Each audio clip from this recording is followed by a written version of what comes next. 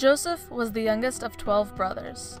His father, Israel, loved Joseph more than his other brothers and gave him a special robe to show it.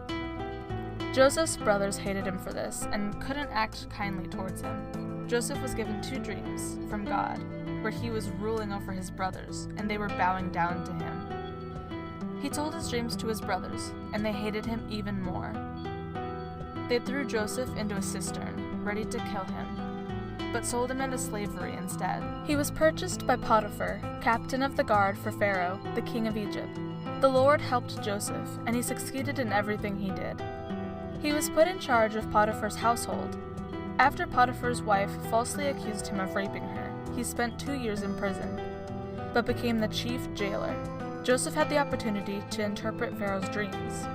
God gave him the interpretation he needed, and Pharaoh appointed him as the Secretary of Agriculture, second in command in all of Egypt, to save the nation from famine.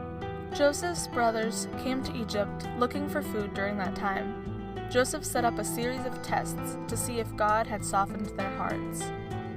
Joseph revealed his identity and forgave his brothers of their cruelty to him. He knew that what they meant it for evil, God meant it for good, to preserve their lives. Pharaoh allowed Joseph's brothers and his father to live in Egypt. Let's pause and text answers to these questions on your app. Reflect on how Joseph handled the situation of the broken relationship with his brothers.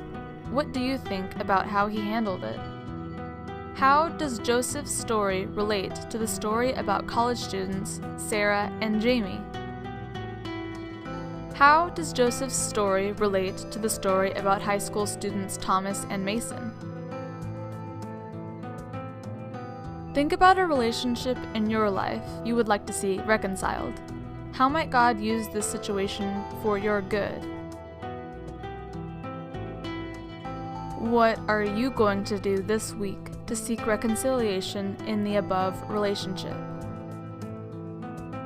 Sometimes, after years and years of hoping for reconciliation in relationships and in our own struggles, we lose hope that we will ever have peace and reconciliation.